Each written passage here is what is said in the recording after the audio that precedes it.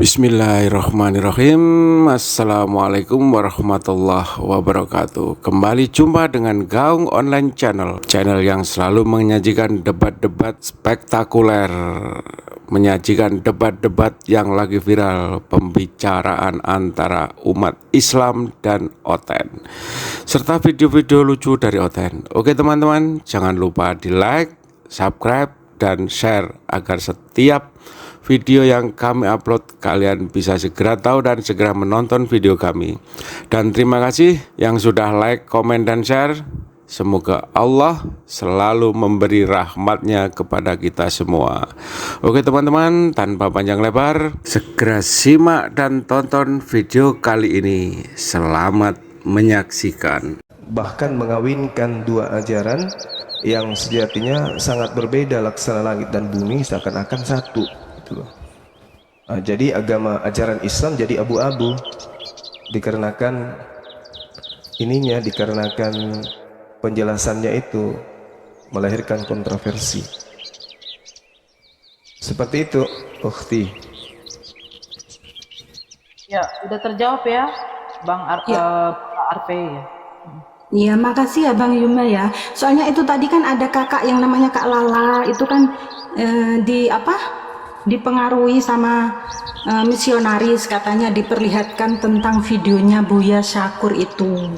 Ini lihat Buya Syakur aja gini-gini gitu. Oh, nggak bisa. Iya, jadinya harus iya. Kita tidak mau berteman dan bersaudara dengan setan. Itu aja intinya. Al-Quran mengatakan wa ikhwanuhum yamuddunahum fil ghayyi tsumma la yuqsirun. Mereka tidak akan pernah berhenti untuk menyesatkan. Kerjanya menyesatkan, menyesatkan, dan menyesatkan. Jadi ya kita harus melakukan perlawanan keras terhadap orang-orang seperti itu. Karena Allah mengatakan iblis itu musuhmu, maka perlakukanlah musuhmu selayaknya musuh.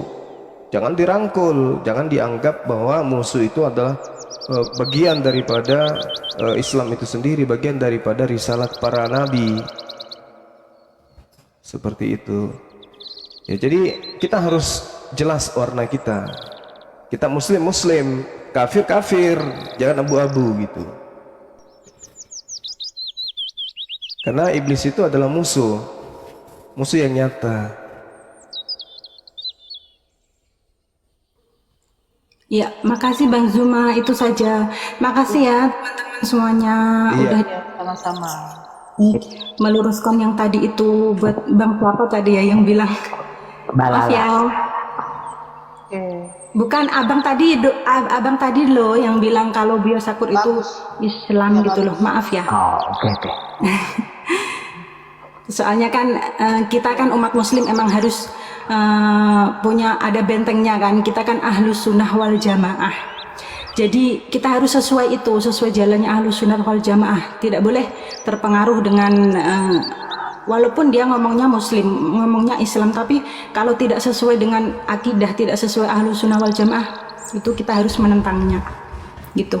Makasih ya semuanya, buat Bang Zuma sehat selalu, buat semuanya, Bunda Nora, pokoknya semuanya yang ada di atas. Semoga Allah membalas kebaikan semuanya, karena selalu menjadi benteng buat kami umat-umat muslim.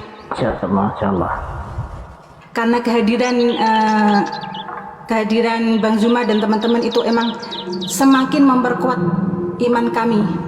Saya mengaku sendiri itu semakin memperkuat iman kami, alhamdulillah. Jadi itu saja yang mau saya sampaikan. Terima kasih ya. Selamat siang. Assalamualaikum warahmatullahi wabarakatuh. Waalaikumsalam. Waalaikumsalam warahmatullahi wabarakatuh. Assalamualaikum Bunda Rahma. Bunda Rahma. Assalamualaikum. Waalaikumsalam warahmatullahi wabarakatuh. Bang Bulu Ketek. Iya, siap. Sebelumnya izin, assalamualaikum warahmatullahi wabarakatuh. Waalaikumsalam warahmatullahi wabarakatuh. Bani sabar, passwordnya di bawah ya, Bani sabar ya. Bang Zuma, setelah sekian lama kita jumpa lagi ya.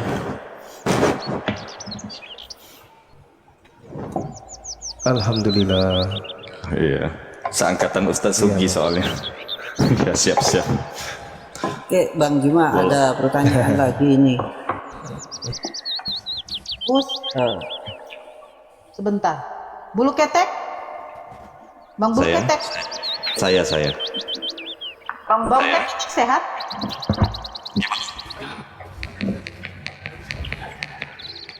Karena siap literatur, karena ternyata mereka itu bukan kaleng-kaleng, tetapi kalau kita sudah siap literatur mereka kita kuasai, misalnya Syiah itu tentang kitab yang 4 kitab hadisnya ya, Kutubul Arba'ah, jadi mereka pasti akan mati kutu kalau kita tidak mengakui tidak mengikuti dan mempelajari 4 kitab mereka, kitab hadis mereka, teman tasyayyu itu, ya kita jadi bulan-bulanan karena mereka lihai sekali membahas Bukhari, Muslim, macam-macam. Jadi kitab hadis di mereka itu ada 4. Yang pertama Al-Kafi, yang kedua itu Man la yahdhuruhul faqih, yang ketiga Al-Istibsar, yang keempat Tahdzibul Ahkam. Itu kalau kita kuasai, mereka tidak berkutik. Terima kasih, begitu. Yang lain lanjut. Ini kita sediakan 1 slot untuk Kristen ya, nggak apa-apa ya.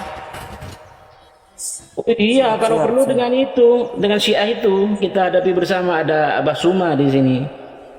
Nggak usah. Ya, Nggak usah bang.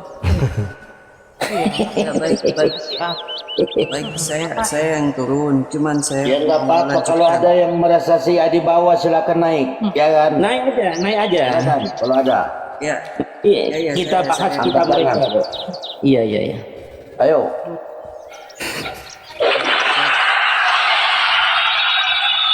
saya boleh melanjutkan sama Bang Juma ini.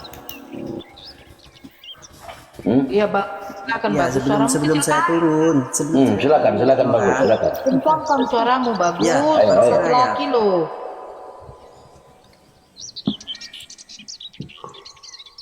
Halo, boleh? Ya silakan. Gus.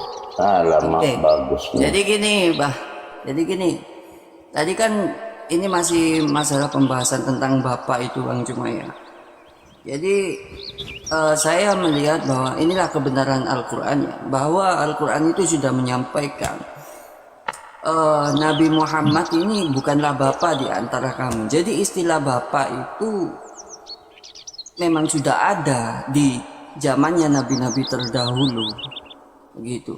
Apakah ini mungkin maksudnya Nabi Muhammad ini bukanlah Bapa di antara kamu? Ini ada seseorang yang menuhankan Nabi Muhammad di zaman itu.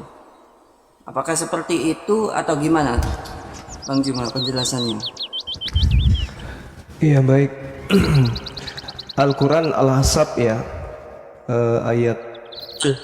ayat ke-40 kalau nggak salah ya, terkait dengan apa yang diterangkan oleh Allah Subhanahu wa taala di dalam Al-Qur'anul Karim tentang baginda Rasulullah Muhammad sallallahu alaihi wasallam.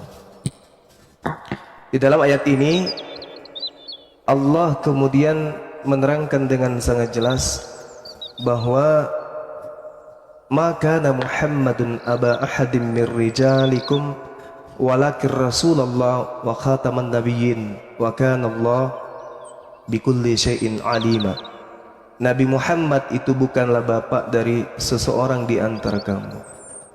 Jadi ketika kemudian berbicara mengenai ayat ini, itu tidak terlepas daripada keadaan di mana orang-orang musyrik, orang munafik, dan juga termasuk orang Yahudi kala itu yang hidup berdampingan dengan Rasulullah, yang terus menerus kemudian mempersoalkan, mempertentangkan terkait dengan pernikahan Rasulullah dengan Zainab. Jadi ini muncul kemudian, ayat ini muncul kemudian ketika orang-orang Yahudi, orang musyrik, orang munafik yang ada di sekeliling Rasulullah mengejek Rasulullah karena menikahi mantan dari istri anak beliau yang kemudian dianggap sebagai anak angkat. Nah, jadi tidak ada hubungannya dengan panggilan Bapa yang dianut oleh Kristen. Tidak ada. Nah, ini hanya penegasan Allah terkait persoalan pernikahan Rasulullah dengan istrinya beliau Zainab yang adalah mantan istri dari anak angkatnya Zaid. Di sini kemudian orang-orang Yahudi, kaum munafik dan musyrik, mereka menganggap bahwa status anak angkat itu sama dengan status anak kandung. Maka Allah menegaskan bahwa makana Muhammadun aba ahadim mir rijalikum. Rasulullah Muhammad SAW itu bukanlah bapak dari seseorang di antara kamu. Jadi tidak ada hubungannya dengan panggilan bapak. Karena kenapa? Rasulullah Muhammad SAW itu tidak pernah dianggap Tuhan oleh kaum yang hidup sesamanya. Sedangkan bapak yang dimaksud oleh orang Yahudi, bapak yang dimaksud oleh orang Kristen itu adalah pencipta langit dan bumi. Maka muatan daripada cakupan penjelasan ini ada dua hal. Yang pertama, penyebutan bapak kepada Rasulullah Muhammad SAW untuk menegaskan hinaan orang Yahudi dan munafik serta orang musyrik kala itu. Ya. Berapa? 2 jam ya. Tapi itu ada pecel. Sayurannya. Hah? Bunda Ramam ya. Pecelnya dibungkus 2 bawa ke Bolangi. Dibawa ke Bolangi pecelnya. lanjut. Jadi itu ya, tidak ada kaitannya dengan hal tersebut. Ini hanya penegasan Allah terkait dengan tuduhan orang musyrik, orang munafik, orang-orang Yahudi yang membahas tentang pernikahan Rasulullah, yang mana mereka berpandangan anak angkat itu setara dengan anak kandung itu sendiri. Allah memutuskan anak angkat itu bukan anak kandung dan hak mereka tidak sama dengan hak anak kandung. Itu yang diterangkan. Sedangkan bapak di dalam konsep Yahudi dan Nasrani, bapak di sini merujuk kepada pencipta langit dan bumi. Kenapa Allah kemudian tidak ingin lagi mengajarkan dirinya ayatnya seperti apa yang diimani oleh orang yang Nasrani? Karena mereka salah mengartikan kaidah kedekatan Allah dengan hamba yang disebut saleh. Itu mereka menganggap bahwa Tuhan memiliki anak, sehingga Allah mencabut kaidah itu.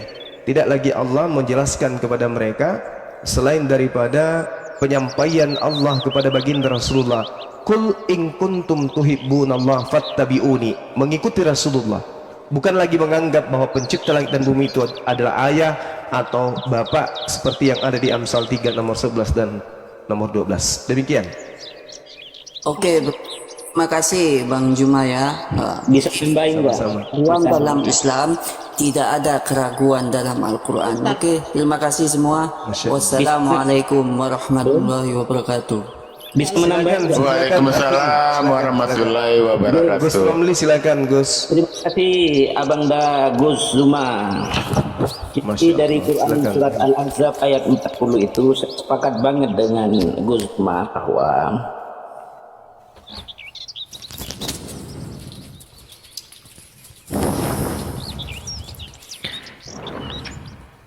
Mana suaranya? Gus Romli suaranya nggak ada bang. Aki Gus Romli nggak ada suaranya. Oh sepakat itu aja maksudnya. Oh nggak. Saya pikir tadi panjang. Suara. Hah? Coba ngomong panjang. Halo. Lu. Udah bagus. Saya sepakat dengan Guzma bahwa Quran Al-Ahzab ayat 4 itu walakin Rasulullah itu huruf ahli qiraat membacanya walakin tahfif tanpa tasdid ya, bukan walakir gitu kan, dan menasobkan Rasulullah itu sebagai khabar kana yang ditakdirkan atau diatofkan kepada aba ahadim begitu kan.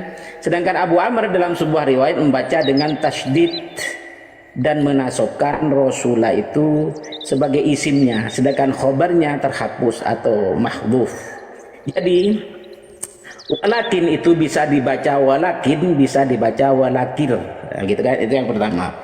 2, ada kandungan 2 maksud seperti yang disampaikan oleh Gus Zuma itu saya sepakat bahwa Aba di sana bukan seperti bapak di Bible. Itu kandungan yang pertama. Kandungan yang kedua, di sana tentang frase khataman nabiyyin. Itu kandungan yang kedua, yaitu nabi penutup. Ini membantah syubhat dari teman-teman menganggap bahwa Nabi Muhammad itu bukan nabi penutup, gitu loh. Nah, dasarnya adalah khataman nabiyyin itu dimaksudkan oleh hadis At-Tirmidzi, Ahmad bin Hanbal dan Al-Hakim. Dan hadis ini sahih. Ya, bismillahirrahmanirrahim. Innar risalata wan nubuwata qad inqata'at fala rasula ba'di wala nabiyya. Jadi sesungguhnya segala jenis kerasulan dan segala jenis kenabian telah terputus. Maka tidak ada lagi rasul setelahku dan tidak ada pula nabi. Ini membantah teman-teman Ahmadiyah yang katanya nabi itu ada gitu loh, tetapi nabi pengikut. Dibantah oleh hadis ini. Kan lebih jelasnya Nabi Muhammad sebagai nabi terakhir dijelaskan oleh Bukhari nomor hadisnya 3339 dan Muslim 2354. Bismillahirrahmanirrahim. Ana Muhammadun wa ana Ahmadu wa ana al-mahi alladhi yumha biyal kufr wa ana al-hashir alladhi yuhsyarun nasu ala aqibi wa ana al-aqibu. Ini penting ini. Wa ana al-aqibu wal aqibu alladhi laisa ba'dahu nabiyyun. Aku adalah Muhammad dan aku adalah Ahmad. Aku adalah al-mahi dan aku adalah al-hashir, yang mana manusia dikumpulkan di dalam benderaku, dan aku adalah al-aqib. Apa al-aqib itu? Alladzi laisa ba'dahu nabiyyun. Tidak ada lagi nabi setelah al-aqib, ya setelah aku, gitu loh. Jadi dengan hadis Bukhari, Muslim dan yang lain-lain ini menegaskan bahwa nabi terakhir itu adalah Nabi Muhammad. Jadi ya begitulah. Jadi 124.000 itu ditutup dengan nabi terakhir, yaitu Nabi Muhammad. 104 kitab suci dan lembaran suci itu adalah ditutup dengan Al-Quran. Al-Quran di Al-Ma'idah ayat 44, 46 dan 48 itu fungsinya adalah membenarkan semua kitab suci sebelumnya, musaddiqan lima baina yadayhi minal kitab wa muhaiminan alaih.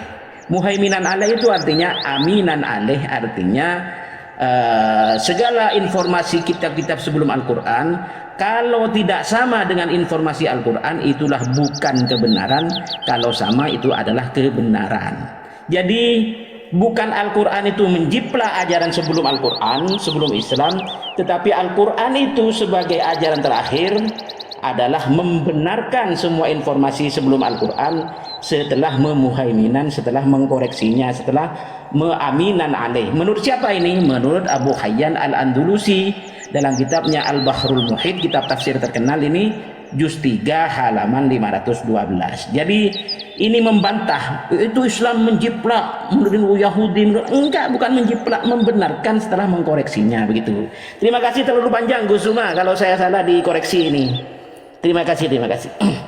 Ya, karena Masya Allah, ilmunya luar biasa. Ya lanjut lagi, syukran. saya turun aja biar ada yang apa, saya di bawah aja nggak apa-apa bang. Os, turunkan saya dulu, Os. Loh kenapa? Tadi Anda minta naik. Halo, Gitu. Yang Kristen silakan naik ya, yang mau diskusi sama Bang Zuma silakan naik. Nanti kalau ada 2 oten yang mau naik nggak apa-apa, Bang Sera saya diturunkan aja biar saya monitor di bawah, nggak apa-apa. Halo, assalamualaikum Bang Zuma. Waalaikumsalam warahmatullahi wabarakatuh. Iya. Saya tadi agak banyak mendengar bahasa-bahasa tentang Buya Sangkur. Ya. Di TikTok Bang Zuma ya. Di TikTok saya dengar, dari YouTube juga. Banyak dia mengucap tentang Islam kan. Tentang Nabi Muhammad juga. buaya apa tadi? Buaya tangkur apa tadi? Iya. Buaya sangkur. Buaya sungkur. Iya. Oh, buaya sungkur. Buaya Tangkur itu sungkur. kuat. Iya. Buat malu. Jadi bagi teman-teman kita yang Muslim yang percaya pada Nabi kita Muhammad Allah, jadi jangan pernah dengarkan dakwah itu Buya Sangkur ya. Nanti iman kalian akan tersesat kalau iman kalian lemah ya. Nah, itu pesan dari saya ya. Assalamualaikum warahmatullahi wabarakatuh. Waalaikumsalam warahmatullahi wabarakatuh. Pendeta siapa nih? Pendeta apa namanya nih? Pendeta intelektual. Ya, selamat pagi Pak Pendeta. Pagi. Iya, agamanya apa Pak Pendeta? Memang pendeta ini ya? Iya. Oh, berarti Anda Kristen ya? Iya, silakan. Pendeta apa pandito bilang? Pendeta sini Bang. Intelektual. Allahu Akbar, Masya Allah, intelektual, luar biasa ini. Silakan Pak Pendeta. Semoga isi kepala saudara sesuai dengan nama yang Anda sandang hari ini, pendeta intelektual. Jangan sampai nanti jadi roma-roma tidak berakal juga gitu loh.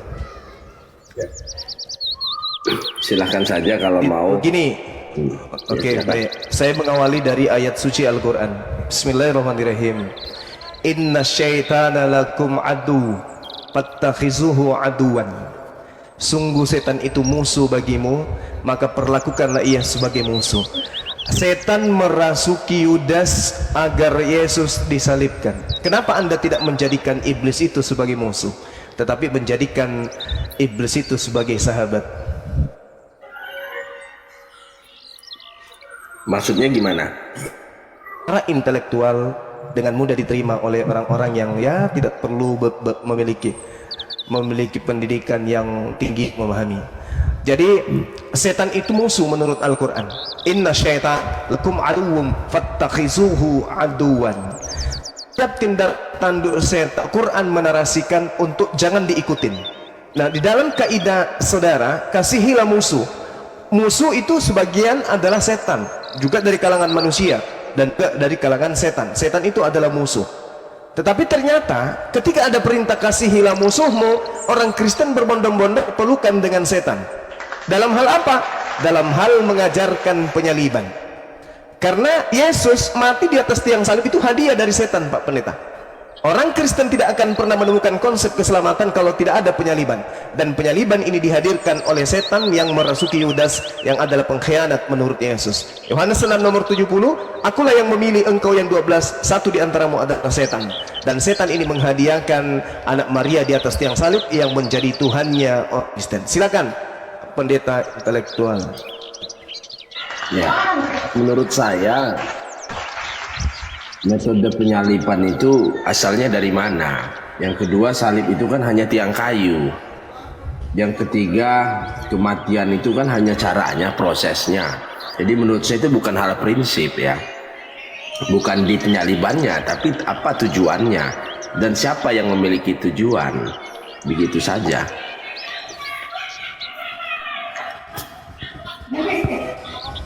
Oke, baik. Kalau kita berbicara mengenai tujuan, dari buahnya kita bisa lihat bagaimana kelompok manusia gemuruh dari barat, utamanya dari meja para kekaisaran Romawi yang kemudian memproklamirkan secara global tentang ketuhanan manusia bernama Yesus akibat daripada dia mati dan bangkit. Di mana kematian dan kebangkitan Yesus itu diawali oleh akar yang jelas, seorang Yudas dirasuki oleh setan sehingga penyaliban itu terjadi. Apa endingnya? Apa buahnya? Yesus kemudian disahkan menjadi Tuhan bagi orang Kristen. Sedangkan Al-Quran menarasikan bagi kami, inna syaitana lakum adu fattakhizuhu aduwa. Apa yang menjadi pola pikir daripada iblis itu adalah musuh. Nah, sedangkan iblis merasuki Yudas, intisari daripada itu semua adalah untuk supaya Yesus ditangkap. Akibat Yesus ditangkap, dia disalibkan. Akibat dia disalibkan, dia akan dijual kepada Romawi dan Yunani. Iannya adalah sebagai penebus dosa. Berarti dalam hal ini karya iblis yang menjadi penopang utama konsep doktrin gereja tentang keselamatan. Apakah Bapak secara intelektual Anda bisa menerima dan menelaah penjelasan saya? Silakan. Baik. Secara hakikat Yudas itu manusia. Kita kembali lagi, siapa yang merasuki? Kita harus bedakan antara iblis dan Yudas. Pada saat itu Yudas di dalam kendali iblis, maka Yudas tidak bisa dipersalahkan. Kalau mau salahkan iblisnya, karena memang tugas iblis untuk menggoda manusia. Tidak ada hubungan antara Yudas dengan iblis, tidak ada persekutuan di dalamnya. Ini bukan kehendak daripada Yudas. Jadi tidak ada yang kami dustakan di dalam hal ini ketika kami mengimani apa yang dikatakan oleh Yudas.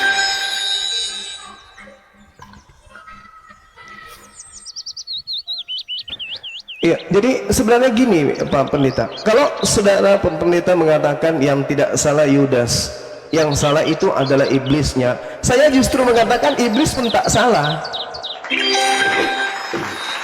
karena itu adalah tugasnya setan. Tugas setan itu adalah menyesatkan manusia. Yang salah itu adalah yang mengimani penyesatan iblis itu sebagai kebenaran. Itu yang salah tuh. Jadi iblisnya tugas daripada air untuk membasahi, tugas daripada sinar matahari untuk mengeringkan dan seterusnya. Dari kodratnya itu masing-masing sudah ada. Nah sekarang permasalahannya ada Kristen yang mengikuti ajaran setan ini. Tuhan mengatakan di dalam Amsal 6 nomor 16, 6 hal yang dibenci oleh Tuhan, bahkan 7 perkara yang menjadi kekejian bagi Tuhan. Salah satunya adalah membunuh, menumpahkan darah orang yang tidak bersalah. Hal pertumpahan darah, penyaliban, pembunuhan terhadap Yesus adalah hal yang merupakan hal yang dibenci Tuhan, kekejian menurut Tuhan, justru diimani oleh pendeta, dan pendeta ajarkan kepada jemaat pendeta sebagai unsur keselamatan. Kenapa? Hal ini adalah kekejian, hal ini adalah kemungkaran, hal ini adalah kebencian Tuhan. Jangan membunuh orang yang tidak bersalah. Salah satu dari 6 perkara dan 7 kekejian yang Tuhan benci adalah menumpahkan darah orang yang tidak bersalah. Yesus dalam hal ini adalah orang yang tidak bersalah, tetapi kemudian dijadikan kekejian ini sebagai tiket atau rumus keselamatan bagi gereja. Dan itu yang bertanggung jawab harus pendeta, karena pendeta yang mengajarkan mereka bahwa penyaliban itu adalah unsur keselamatan, penebusan dosa. Padahal penyaliban itu adalah hal yang dibenci oleh Tuhan, hal yang dimurkai oleh Tuhan, hal yang merupakan kekejian bagi Tuhan. Kenapa Pak Pendeta mengajarkan justru penyaliban itu adalah aspek keselamatan bagi manusia? Silakan. Ya. Jadi terlepas itu diakui atau tidak, konsep penyaliban itu sebagai penebusan dosa, tentunya kita sudah tahu bahwa upah dosa adalah maut. Kita tidak boleh lepas dari situ. Jadi memang itu sudah dinubuatkan ketika dia akan bangkit dari hari ketiga. Tentunya syarat untuk bangkit itu harus mengalami yang namanya kematian.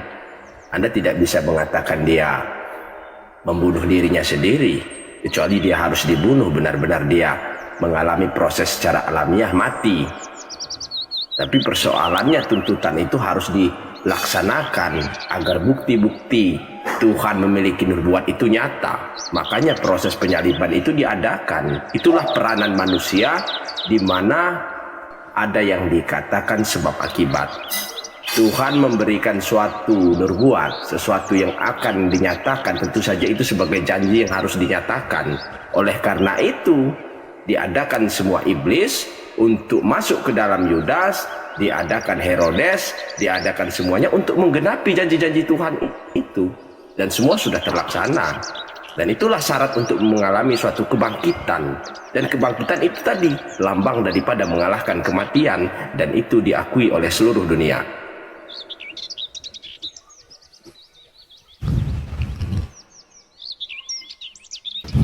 Oke, baik. Di awal di sesi ini Pak Pendeta mengatakan upah dosa adalah maut. Semua kita akan mengimani itu. Dosa upahnya maut. Permasalahannya sekarang, kenapa justru dosa dijadikan sebagai dasar pijakan keselamatan? Upah dosa adalah maut. Terus kenapa berdosa? Kenapa orang Kristen melakukan dosa? Kenapa orang Kristen berkongko-kongko dengan dosa? Kenapa Pak Pendeta menjadikan dosa ini sebagai ladang pahala kebaikan? Kan perintahnya sudah sangat jelas. Justru ini saya pertanyakan, nama Bapak Pendeta intelektual. Apa dosa adalah maut? apakah berdosa seseorang ketika melakukan pembunuhan kepada Yesus? Berdosa? Dosa. Ketika Tuhan mengatakan di dalam Keluaran 23 nomor 7, jangan kau membunuh orang yang tidak bersalah. Jangan. Yesus benar. Kenapa dibunuh? Kenapa dibunuh? Sedangkan itu melanggar perintah Tuhan. Jangan. Loh, tidak. Jangan kau membunuh orang yang benar. Ketika perintah Tuhan dilanggar, maka di situ adalah dosa. Berarti pembunuhan terhadap Yesus adalah pelanggaran terhadap perintah Tuhan. Pelanggaran terhadap perintah Tuhan adalah dosa. Pendeta menjadikan dosa ini justru sebagai ladang untuk menjerat manusia atau jiwa-jiwa yang tidak memahami konsep. Jangan membunuh Yesus. Perintahnya jelas. Keluaran 23 nomor 7. Sebab Yesus adalah orang yang benar. Kenapa dibunuh? Apa alasannya? Oh, untuk menebus dosa. Salah. Bagaimana mungkin dosa ditebus dengan dosa? Tidak akan mungkin. Bagaimana mungkin kemudian ada orang yang benar dibunuh untuk membenarkan orang yang salah? Ada pesina, ada pembunuh, ada pemburit, ada pemerkosa, ada perampok. Dibenarkan semuanya itu dengan menjadikan orang benar sebagai korban, dan orang yang bersalah ini jadi terselamatkan. Ini pola dari mana? Intelektual apa yang Anda ingin jual? Sedangkan perintahnya, jangan kau membunuh orang yang benar. Artinya, jangan kau membunuh Yesus. Ketika Anda membunuh Yesus, maka Anda jatuh ke dalam dosa. Itu poinnya. Lalu kenapa kemudian dosa, pelanggaran terhadap perintah Tuhan justru dibalur, dibungkus dengan pola keselamatan? Siapa yang mengajarkan Pak Pendeta bahwa membunuh Yesus itu adalah keselamatan? Saya minta dalil, silakan. Begini, kita garis bawahi, apakah pelaku penyaliban itu daripada orang-orang yang beriman? Tentu bukan. Mereka tidak menggunakan ayat-ayat tersebut. Dan kedua, Yesus mengajarkan upah maut adalah dosa. Dia mencontohkan ketika Anda berbuat dosa, Anda akan menerima suatu perbuatan dan menerima suatu ganjaran. Apakah seorang pendosa yang mati di kayu salib itu mati dengan sia-sia? Tidak. Buktinya, lahirlah miliaran seluruh pengikut Kristus di seluruh dunia. Artinya visi misinya berhasil. Begitu banyak manusia yang terjaga dari dosa akibat adanya penyaliban tersebut. Begitu banyaknya manusia yang tersadar melihat penyaliban tersebut. Begitu banyaknya manusia yang yakin dan menjadi pengikutnya. Tentunya ada sebab, ada akibat, ada nilai-nilai di belakang itu semua. Kita tidak hanya bisa melihat secara tekstual, tetapi kita melihat juga secara fakta sejarah.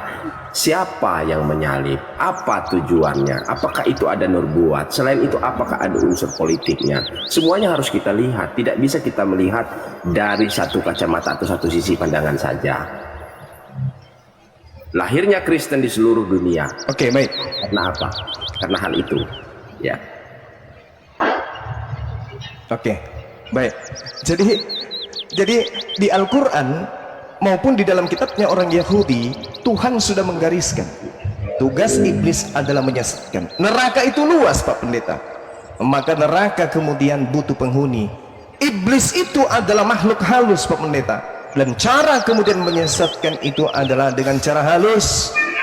Matius 24, Yesus mengatakan penyesat itu mampu bermujizat sehingga mampu menyesatkan banyak orang. Jadi penyesat ini akan menyesatkan banyak orang. Jadi kalau hari ini Anda bangga dengan mayoritasnya Kristen sedunia, itu justru cerminan kebenarannya bahwasanya iblis memang tugasnya menyesatkan, dan iblis berhasil. Anda mencoba membalik, upah dosa adalah maut. Anda membalik, upah maut adalah dosa. Itu kebalik, Pak Pendeta. Harusnya upah dosa itu adalah maut, bukan keselamatan. Bapak sendiri yang mengatakan itu.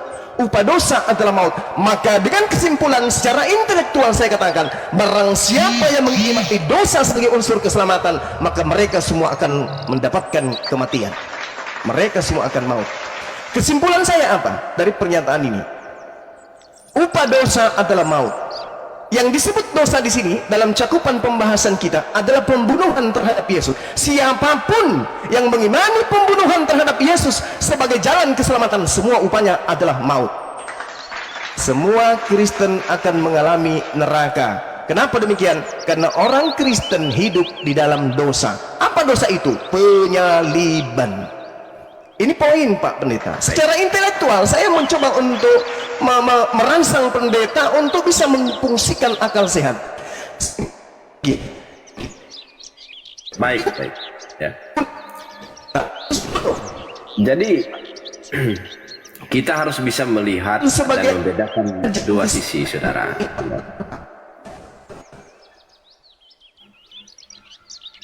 Oke, sinyal. Bang, nge-lag ya? Bang Zuma nge-lag, putus-putus. Tunggu dulu. Sebentar pendeta, sebentar. Ya, gimana Bang Zuma? Nge-lag, putus-putus Bang. Putus-putus. Oke, ngomong. Putus-putus. Iya. Ya, silakan. Iya. Silakan Bang. Belum selesai ya Pak Pendeta ya, karena putus-putus. Ya, Mas. 30 detik. Pembunuhan terhadap Yesus itu adalah dosa. Upah dari dosa adalah maut.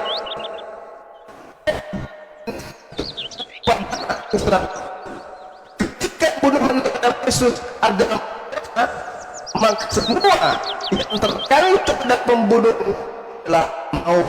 Orang Kristen berkokoh mengimani pembunuhan Yesus itu ada keselamatan. Secara ini dari rasa pembunuhan Yesus itu juga kita. Silakan. Iya. Baik ya.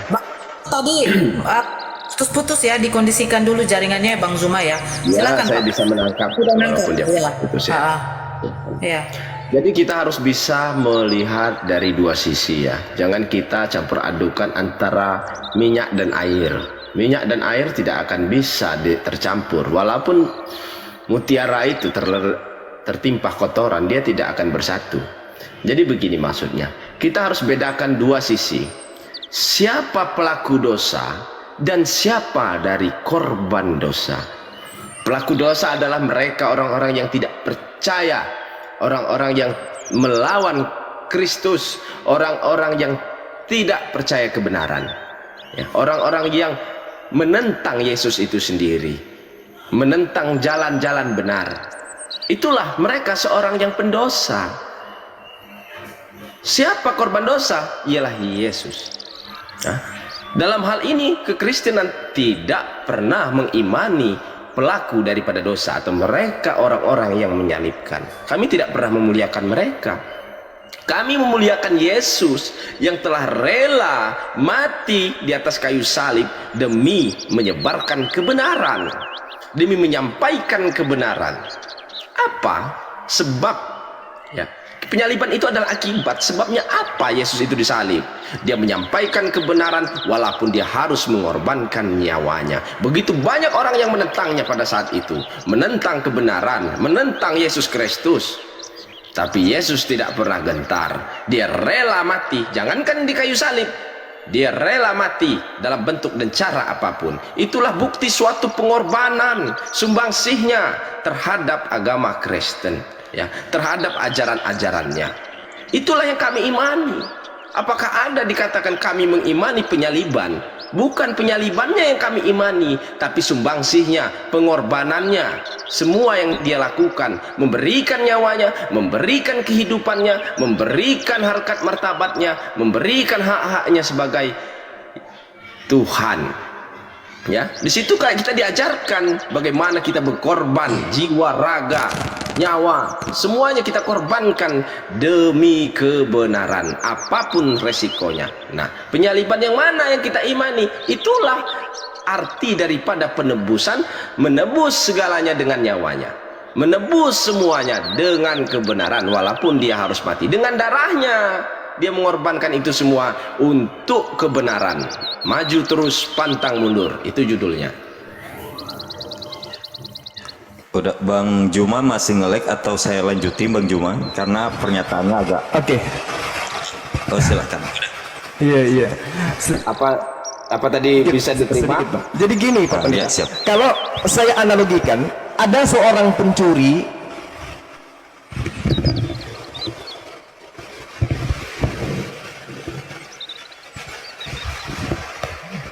Jadi Kristen ini ibaratkan orang-orang yang menerima harta dari hasil curian. Suara saya kedengaran nggak,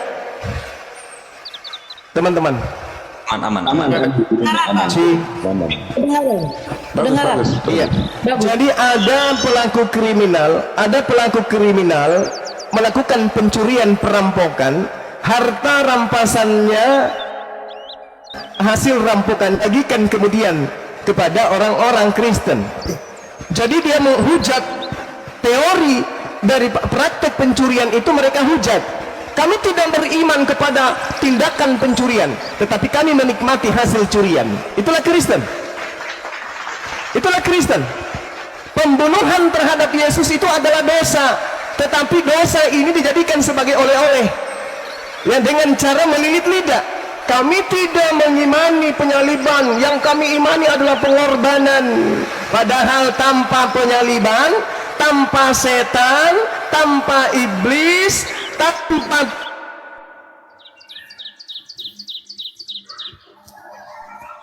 Bang Zuma nge-lag, Bang.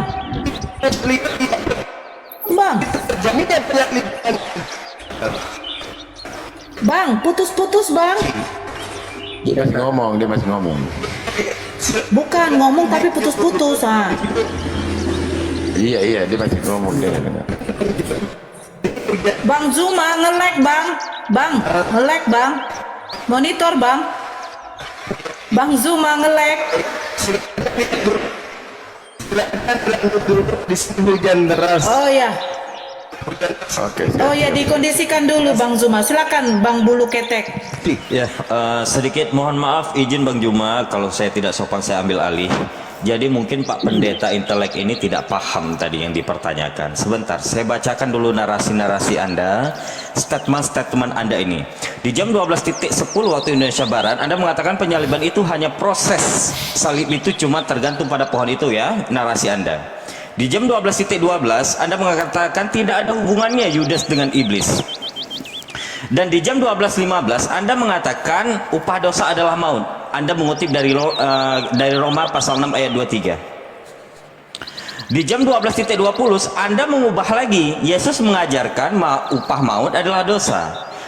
Tidak pernah saya temukan di dalam Injil upah maut adalah dosa. Karena Anda mengutip tulisan-tulisan Paulus, betul begitu ya?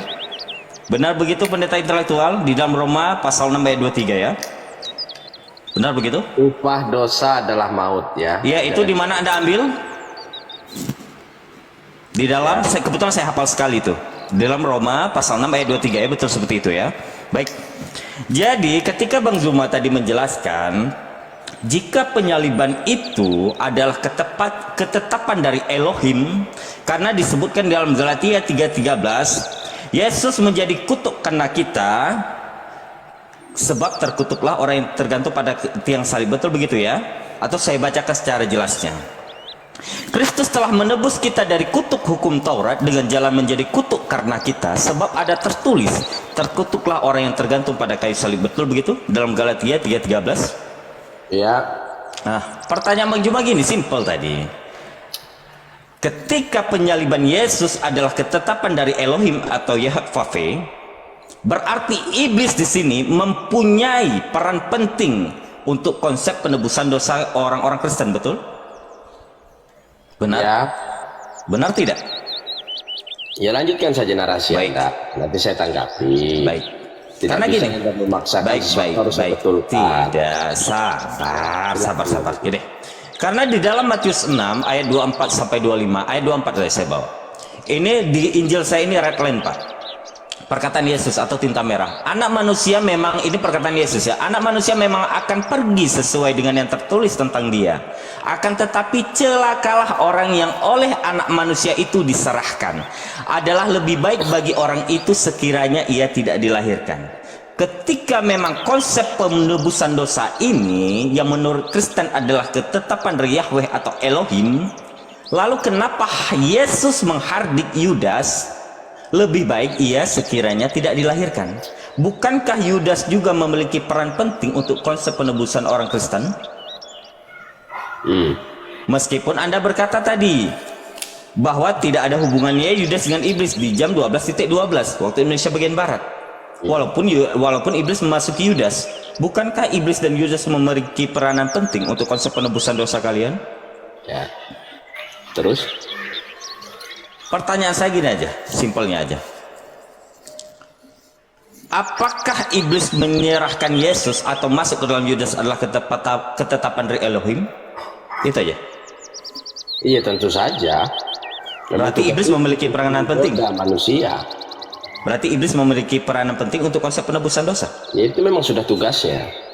Oh, berarti tugas iblis ya. Berarti konsep penebusan dosa Anda ini adalah konsep yang dibantu oleh iblis, betul?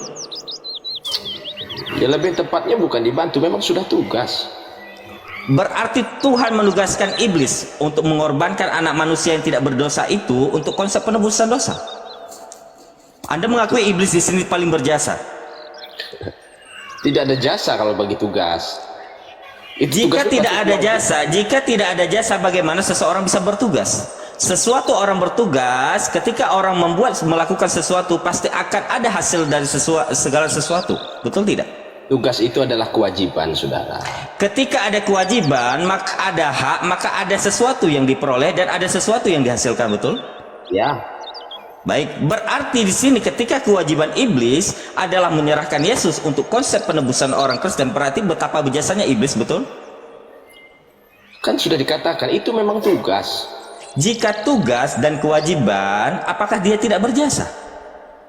Tugas itu tidak ada jasa di dalam tugas, karena tugas adalah kewajiban. Iblis ketika dia kewajiban, gini Pak Pendeta, ini ada pendeta nih memberikan pengajaran atau penginjilan. Ya. Di dalam jemaat Anda, ketika seseorang menjadi lebih baik dengan mendengarkan penginjilan dan perkabaran Injil Anda, apakah Anda tidak berjasa? Di dalam tugas tidak ada jasa. Coba Anda jelaskan dalam tugas tidak ada jasa. Tolong jelaskan ke saya. Di mana konsep atau indikator atau implementasi di dalam tugas atau kewajiban tidak ada jasa sesuai narasi Anda ya. Saya catat. Anda harus belajar dulu sejarah tentang iblis. Mengapa iblis bisa turun ke bumi? Ya, sehingga dia memiliki tugas yang sedemikian. Anda harus belajar dulu tentang sejarah siapa itu iblis, mengapa dia bisa jadi iblis, apa sih iblis itu, definisi dari iblis, tugas iblis itu apa. Baik. Di mana di Alkitab diterangkan bahwasanya tugas iblis itu menyerahkan anak manusia untuk disalibkan. Sesuai kewajiban, sesuai narasi Anda di jam 12.34 waktu Indonesia bagian barat. Itu aja yang saya minta. Iblis kan hanya secara hakikat, tapi secara lahiriah. Baik. Pelaku yang menyerahkan itu adalah Yudas. Tapi Yudas tidak bisa dipersalahkan. Anda lari ke hakikat, baik. Ada langkah-langkahnya, ada mekanismenya. Baik. Anda tidak boleh hanya membebankan segala sesuatu kesalahan itu hanya pada satu tokoh tanpa Anda lihat unsur-unsur penyebab, indikasi yang menyebabkan Yudas sedemikian itu karena apa. Baik, sudah? Yang saya tanyakan kepada Anda yang dari tadi Anda berasumsi di jam 12.34 bahwasanya itu tugas dan kewajiban iblis, di mana tercatat di Alkitab? Silahkan Anda buka dari Wahyu sampai Kejadian atau Kejadian sampai Wahyu, di mana itu tertulis. Saya ketika naik ke Komal 1 ya pendeta intelek, ketika naik ke Komal saya tidak suka membawa narasi atau asumsi pribadi. Saya ketika naik ke Komal selalu membawa nas dan dalil, no asumsi pribadi. Karena ketika Anda berasumsi antara Anda sebagai pendeta A dan pendeta B akan berbeda asumsi. Ketika kita pakem kepada nas dan dalil, saya tidak akan membantah. Di mana dalilnya? Tolong bawa datanya. Apakah narasi, dalil, ya, atau teologi yang saya sampaikan tadi bertentangan dengan kesepakatan yang diyakini oleh sebuah manusia bahwa iblis itu penyesat? Saya rasa hal seperti itu Anda tanyakan dengan anak SD saja bisa dijawab siapa itu iblis. Baik. Yang saya tanyakan, di manakah tertulis di Alkitab yang Anda narasikan bahwasanya itu tugas dan kewajiban iblis menyerahkan Yesus untuk disalib dalam konsep penebusan dosa Kristen? Kan sudah saya jawab tadi, masa berulang-ulang, Pak? Di mana ayatnya? Ya, Masa saya jelaskan di Iya, sana di mana Yudaslah yang menyerahkan. Baik. Tapi Itu ada tercatat dalam Matius 26 ya, menyerahkan silakan. Yudas sedemikian. Itu penjelasan loh Pak. Anda tidak boleh memaksakan saya untuk mengaminkan narasi Anda. Saya tidak ingin memaksa Anda. Bukan monolog. Baik, saya tidak ingin memaksa Anda. Saya hanya ingin bukti. Ini kitab Anda. Kita membahas kitab Anda. Di mana buktinya? Saya hanya minta data nas dan dalil aja, no asumsi. Jelaskan tadi. Di mana? Yudas. Dengar baik-baik ya, tidak saya ulangi. Yudas yang menyerahkan, tapi ada indikasi. Baik. Penyebabnya apa? Baik. Anda memahami pertanyaan saya? Baik, Anda memahami pertanyaan saya? Anda mengatakan tadi tugas dan kewajiban. Saya ulangi lagi di jam 12.34. Anda mengatakan tugas dan kewajiban ini ya, tugas dan kewajiban iblis itu. Sekarang saya pertanyakan, di manakah tertulis di dalam Alkitab baik dari Wahyu, baik dari Kejadian sampai Wahyu, tugas dan kewajiban iblis itu menyerahkan Yesus ke tiang salib sebagai konsep penebusan dosa orang-orang Kristen. Dari tadi itu aja. Kok jadi blunder? Kok jadi blunder? Orang ini pernyataan Anda di jam 12.34 ini saya Saya catat. sudah jelaskan secara teks. Saya minta datanya di mana tertulis biar saya buka. Anda kalau Anda mau cari di Bible, Anda hanya menemukan Yudas. Paham? Baik, baik. Berarti itu asumsi Anda. Bukan asumsi, Anda bisa lihat. Ada tidak Baik, Yudas iya. menyerahkan Yesus? Dari tadi saya membacakan, malahan saya membantu Anda di Matius 26. Tapi ketika Anda bernarasi di jam 12.34 waktu Indonesia bagian Barat, Anda mengatakan itu kewajiban dan tugas iblis. Makanya saya pertanyakan di mana tertulis di dalam kitab Kejadian sampai Wahyu. Biar saya buka, saya sudah membantu Anda ini Kalau lagi. Anda menanyakan ayat di mana iblis itu tidak ada. Berarti asumsi Anda selesai ketika Anda mengatakan itu asumsi saya udah selesai. Fakta sejarah Jadi menyatakan Yudas. mana fakta sejarah? Ketika Anda mengatakan fakta sejarah, ketika Anda mengatakan fakta sejarah, maka harus didukung oleh data yang ada. Di mana? Di mana datanya? Kan sudah saya sampaikan Yudas. Baik. 1000 kali saya katakan. Baik. Saya sudah membacakan tadi. Saya sudah membacakan. Saya membantu Anda lagi. Yang jadi permasalahan pernyataan Anda di jam 12.34. Di mana tugas dan kewajiban iblis itu? Di mana? Makanya Anda baca Yudas menyerahkan, indikasinya apa yang menyebabkan Yudas, siapa yang mempengaruhi Yudas, di dalam tekanan apa Yudas. Baik, baik. Bang Juma keluar ya, kepental ya. Coba Baik. Sebentar dulu, sebentar Pak Pendeta, sebentar Pak Pendeta. Baik, sebentar Pak Pendeta. Karena saya Sebentar dulu ya. Ya sebentar Pak Pendeta. Pak Pendeta, sabar dulu ya Bang ya, Pak Pendeta ya sebentar. Mungkin kepental beliau karena jaringan ya. Karena hujan ya, karena hujan ya. Baik. Coba saya lihat ya. Ya silakan lanjut Bang. Lanjut. Jaringan itu. Baik, sebentar Pak Pendeta.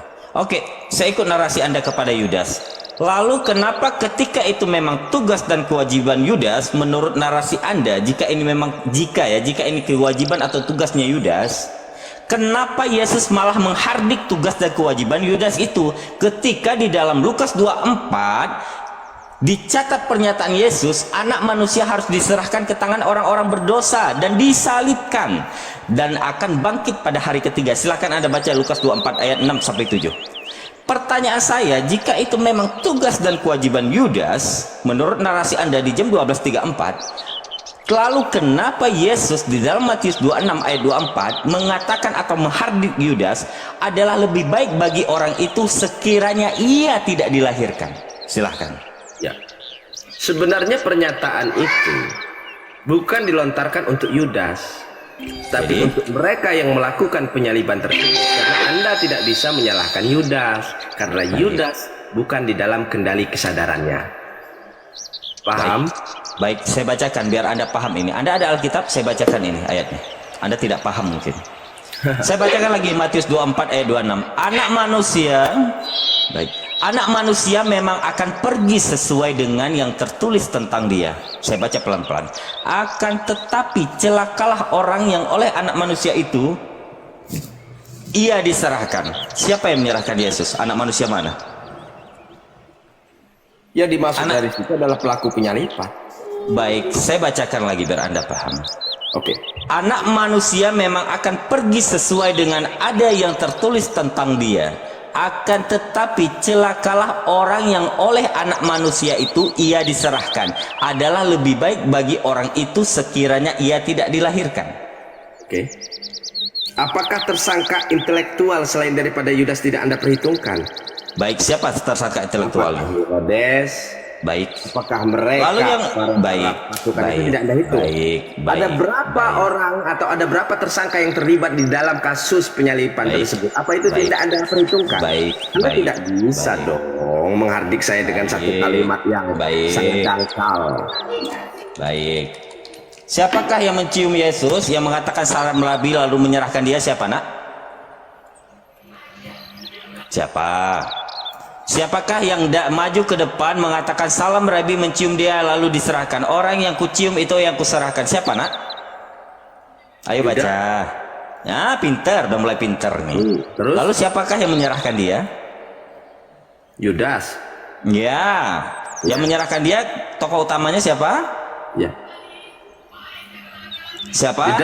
Di dalam apakah Sebentar itu dulu. Siapakah tokoh utama yang mencium lalu menyerahkan Yesus, yang memberi tanda kepada orang-orang yang ingin menangkap Yesus dengan sebuah ciuman? Siapa? Ketika sebentar dulu. Orang yang mencium Yesus yang tercatat di 3 kitab kanonik Injil siapa? Tokoh utamanya. Anda mau menyalahkan Yudas? Sudah saya katakan Yudas bukan di dalam kendali. Baik, baik. Lalu siapa tokoh utama di situ? Yang oke lah saya ikut narasi Anda itu dalam kendali siapa? Di dalam kendali iblis. Ya, siapa yang di dalam kendali iblis? Yang mencium lalu maju ke depan mencium yang mengatakan salam Rabi siapa? Apakah di tekstual tertulis nama? Baik. Ada. Lalu bagaimana dinarasikan atau diterjemahkan? Baik, Anda mengatakan tidak tertulis nama ya. Apakah di situ kalimatnya jelas, tidak ambigu? Baik. Jangan baik. Tolong jelaskan kepada saya jika Anda tidak. Oh, baik. Tolong jelaskan kepada saya jika itu memang tidak ambigu. Tolong sesuai teks dan dalil ya, no asumsi. Silakan. Itu dikatakan suatu kebenaran. Baik. Ya.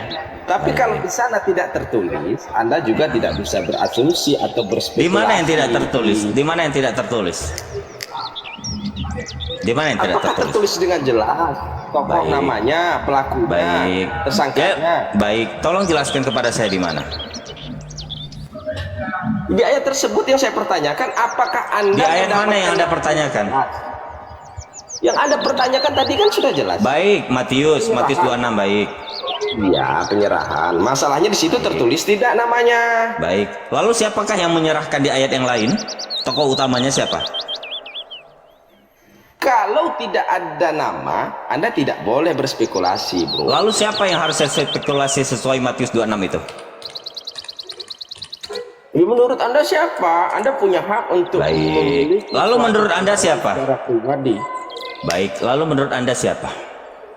Menurut saya, dalam penjelasan yang kata-kata menyerahkan anak manusia itu tidak tertuju, bisa saja sifatnya tidak satu orang. Baik. Ya. Tidak satu orang. Baik. Banyak di sana tersangka yang terlibat di dalam kasus penyalipan Yesus. Itu harus Anda perhitungkan juga dong. Baik. Saya bacakan ayat 25-nya. Yudas yang hendak menyerahkan dia menjawab dia. Siapa di situ disebut? Ayat 26, ayat 25-nya. Tadi yang saya baca ayat 24, ayat 25-nya bagaimana? Yudas yang hendak menyerahkan dia itu menjawab. Siapa itu, nak? Kamus leksikonnya itu 2455. Siapa di situ namanya? Dia kan hendak menjawab, sedang ingin menjawab. Artinya dia bisa berkata tidak sebelum itu. Baik. Saya bacakan ayatnya. Jangan asumsi Anda. Yudas yang hendak menyerahkan dia. Yang hendak menyerahkan dia. Secara tekstual Anda tampilkan. Saya tidak mau bernarasi tanpa dasar. Sumber Alkitab Anda apa? Baik. Sumber saya LAI, Alkitab Sabda. Oh, dari mana LAI dapat itu? Baik. Pertanyaan saya, kamus leksikonnya dari mana? Anda harus punya dalil. Saya ini membawa dalil, malahan saya sebut kamus leksikonnya. Apakah sumber tersebut bisa dipercaya? Jadi gini, baik. Jadi sumber yang Anda pakai itu yang mana?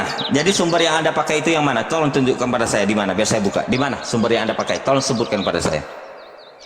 Anda kan sebagai penggugat, ya Anda harus Baik, di mana sumbernya? Ketika memang yang LAI yang saya tampilkan ini salah, di mana sumbernya? Ya, Anda minimal harus menampilkan. Baik, ya udah saya bilang di situ ada Alkitab, Anda silakan buka. Ketika memang narasi saya salah, baik kita berperang secara narasi.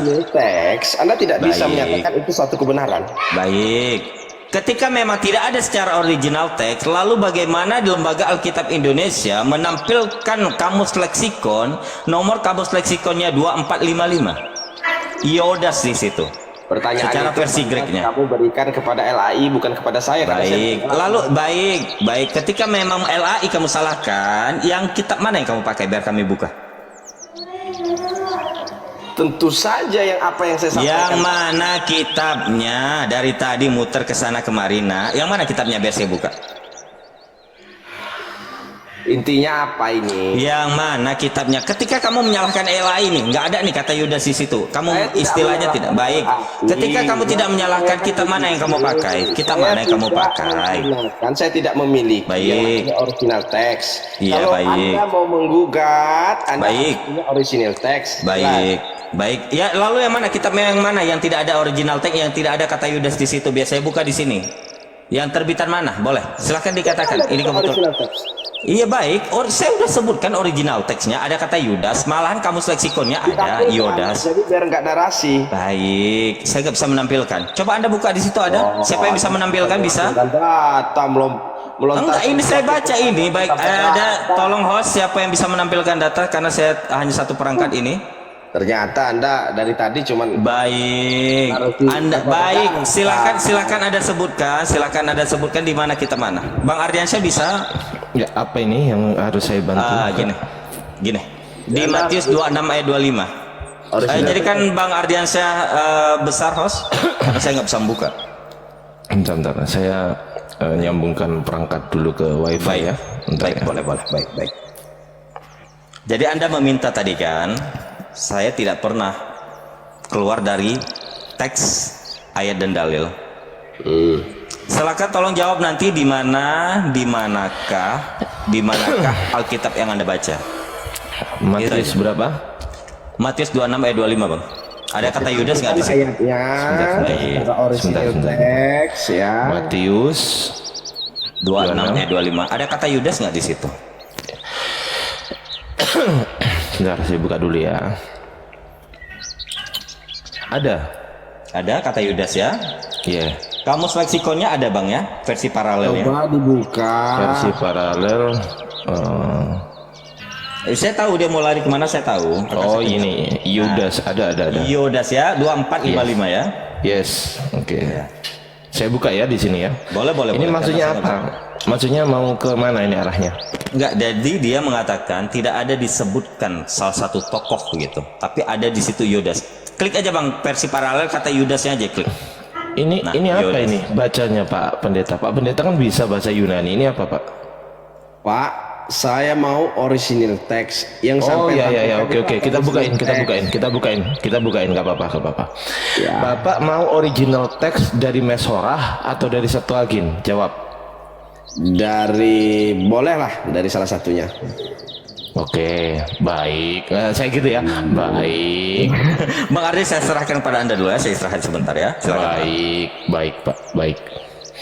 Matius ya. Matius. Mana Matius? Matius. Saya mau ini sebelumnya. Saya mau ditampilkan tentang perkataan Yesus menghardik Yudas. Sebentar Pak. Saya tampilkan ini dulu biar nggak lari-lari ya Pak ya. Ya, Matius bingung nanti saya Pak. Tangan saya cuma 2 soalnya Pak.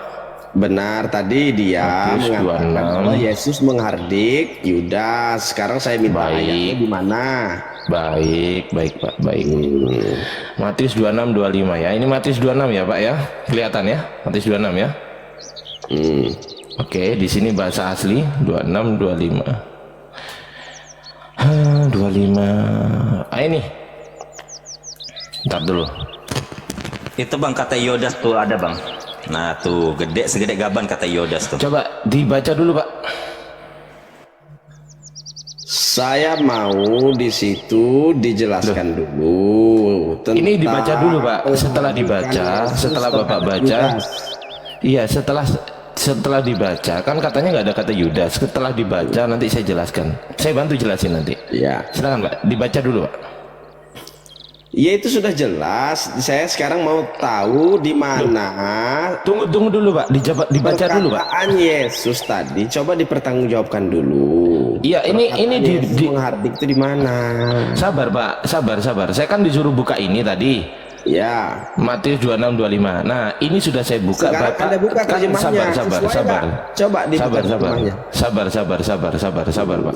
Katanya tadi minta bahasa asli. Saya buka bahasa asli, Bapak minta terjemahan. Sekarang saya tanya, Bapak bisa baca ini nggak? Jujur. Kok pertanyaannya blunder? Saya kan sudah kok blunder? Tadi sudah jelas. Blunder itu kalau saya nggak bisa baca itu namanya blunder Pak. Tapi kalau saya baca ini saya nggak blunder Pak. Coba sekarang saya tanya, Bapak bisa nggak baca ini? Sekarang Anda tahu dari mana itu original text? Aduh, loh, berarti ini salah. Biblehub.com ini salah Pak. Berarti ini itu original text loh ini Pak. Itu digital text. Oh, Bapak mau yang original, baik. Saya ikuti. Saya ini lengkap itu datanya Pak. Oke.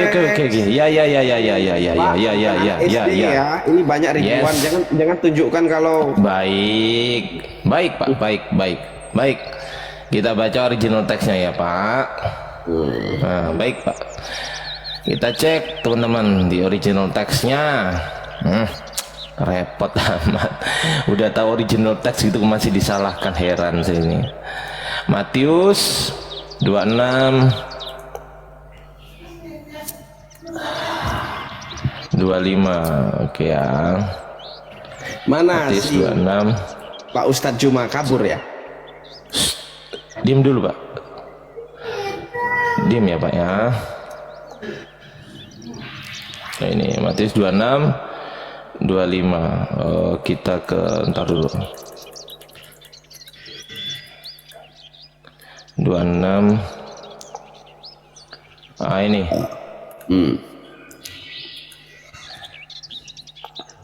Ini Pak. Ini original teksnya Pak. Coba baca Pak. Nah, ini original teks ini. Itu bukan original teks Pak. Loh, ini tulisan tangan Pak. Gimana sih Bapak ini? Itu bukan original teks Pak. Loh, Bapak nggak tahu ini kodeks sinaiticus, nggak kenal. Pak. Coba ini, coba ya kita gedein ya, kita gedein. Sabar Pak, sabar. Kita gedein di sini Pak. Ini tulisan tangan apa bukan? Pak, itu mau lari dia. Enggak, ini tulisan tangan apa bukan? Coba. Tulisan tangan bukan? Saya tahu, yang saya tanyakan original teks Pak. Loh, ini original teksnya Pak. Tulisan tangan ini. Ini tulisan tangan Pak. Itu namanya digital text. Kalau digital itu yang ini. Kalau digital text ini yang ini. Ini Pak, ini ya. Ini digital text. Nah, tapi kalau original text itu, nah ini original text Pak. Jadi ini tulisan tangan. Ini tulisan.